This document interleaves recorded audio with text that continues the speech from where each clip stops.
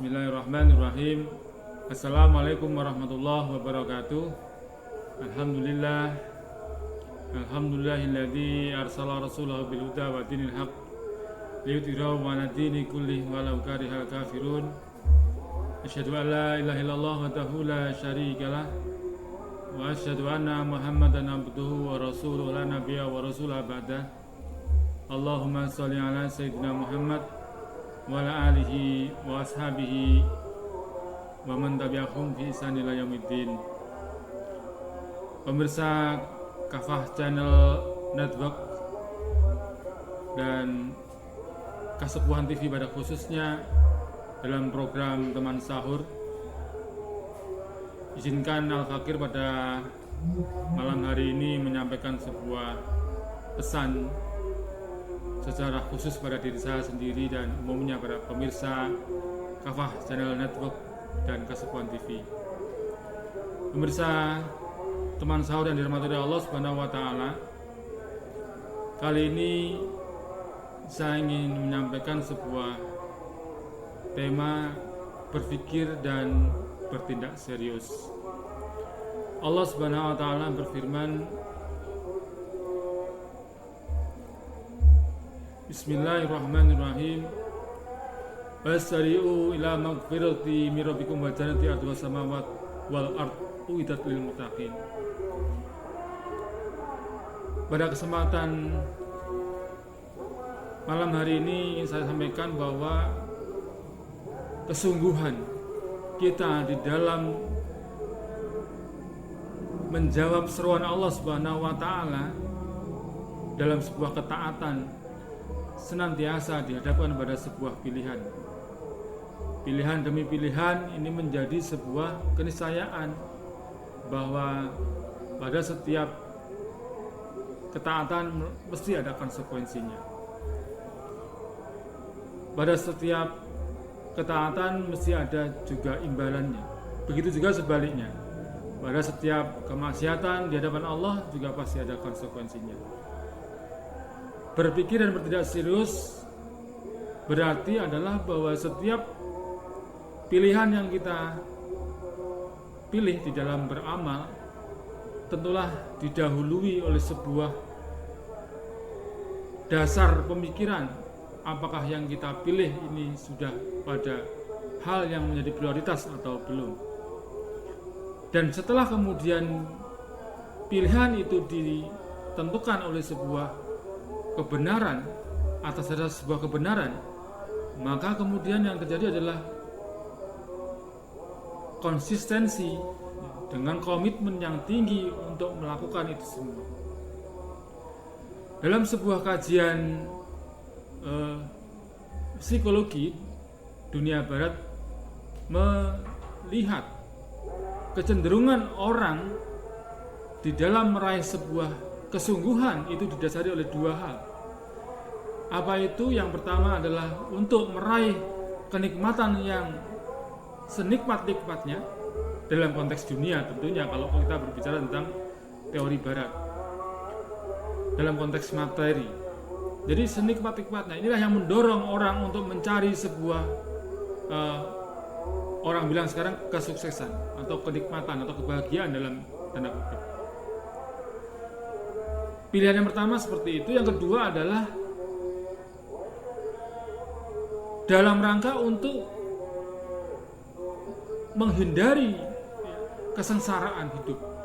Jadi bisa dibilang motivasi seseorang di dalam meraih sebuah kesuksesan di dalam kehidupannya itu didasari dua hal. Satu, didorong oleh mencari sebuah kenikmatan.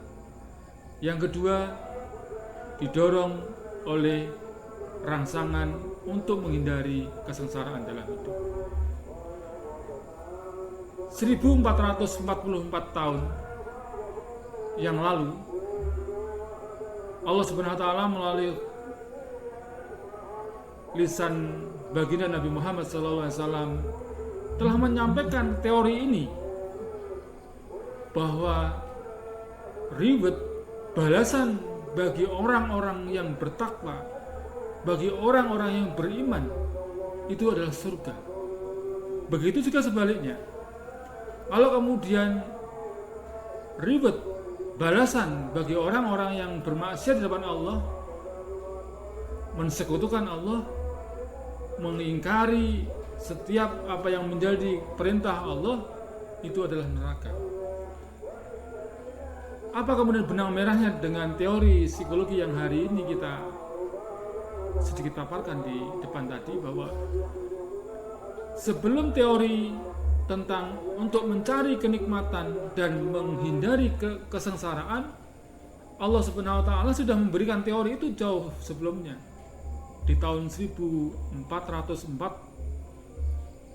tahun yang lalu.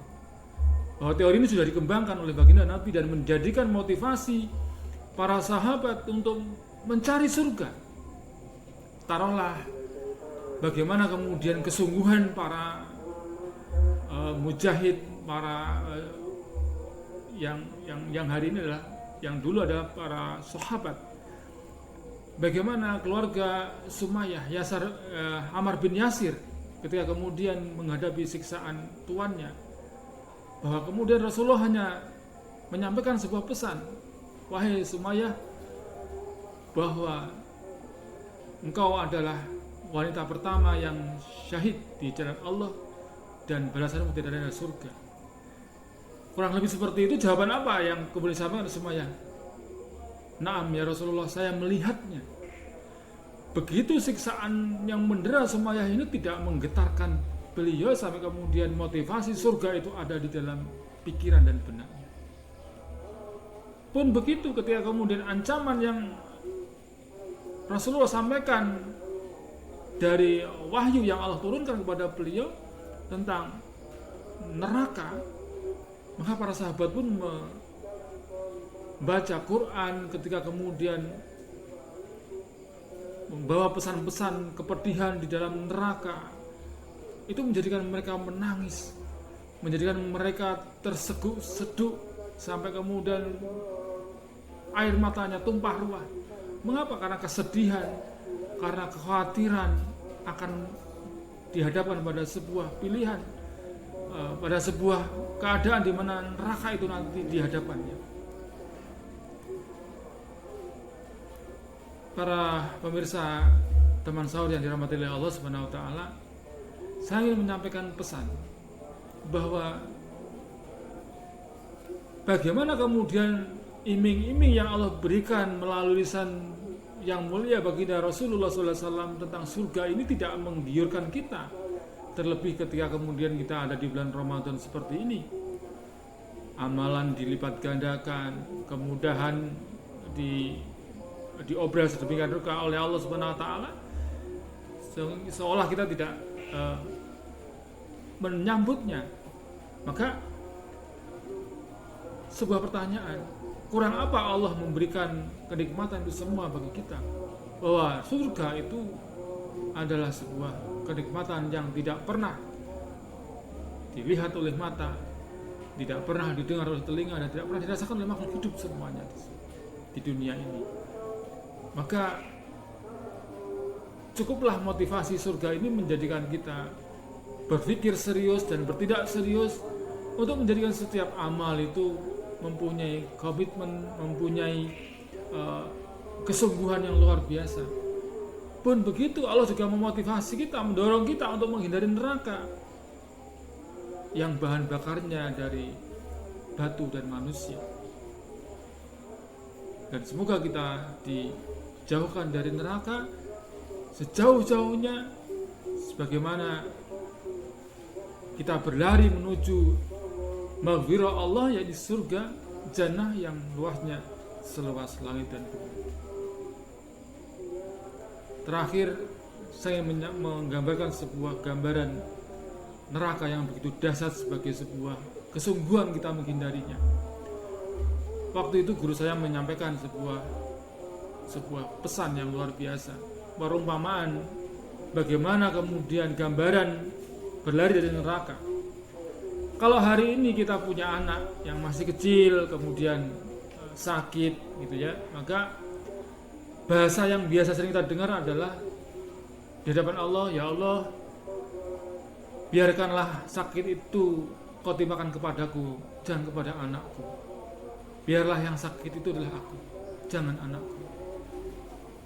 Itu di dunia, tapi tidak nanti di hadapan neraka. Ketika seseorang di hadapan pada neraka yang begitu dahsyat, maka di hadapan Allah mereka mengatakan, ya Allah, apa yang bisa saya tukar dengan agar aku tidak masuk ke dalam neraka itu? Apakah seluruh hartaku atau bahkan anak keturunanku? Waktu itu saya memahami begitu dahsyatnya neraka, sehingga kemudian kalau di dunia saja sakit panas, sakit yang sebegitu, kemudian orang tuanya rela diberikan sakitnya kepada orang tuanya, orang tua rela anaknya anaknya sakit dipindahkan ke orang tuanya, tapi tidak di hadapan neraka, karena sebegitu dahsyatnya neraka. Walhasil Allah sudah memberikan motivasi kita untuk menuju pada sebuah keadaan di mana keadaan yang sangat menggiurkan, di mana surga itu mengalir sungai-sungai, ada sungai susu, sungai air tawar, ada sungai khamr, ada sungai madu. Kalau kita dapati hari ini madu itu hanya satu botol, di surga itu sungai. Itu gambaran yang luar biasa nikmat.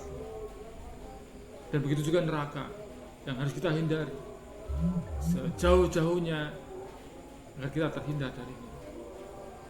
Saya berharap saya pribadi dan para pemirsa Kafah Channel Network, Kasepuan TV pada khususnya, dan pemirsa teman sahur yang dirahmati Allah, dua motivasi ini cukuplah bagi seorang mukmin untuk menjadikan setiap perbuatannya berpikir serius dan kemudian bertindak serius untuk meminta kepada Allah Subhanahu wa taala konsisten dan istiqomah di dalam sebuah amal dalam rangka dekat kepada Allah Subhanahu wa taala, dalam rangka taat kepada Allah Subhanahu wa taala, dalam rangka mengikuti sunnah-sunnah Rasulullah sallallahu alaihi wasallam, dan juga di dalam menggapai maghfirah dari Allah Subhanahu wa taala.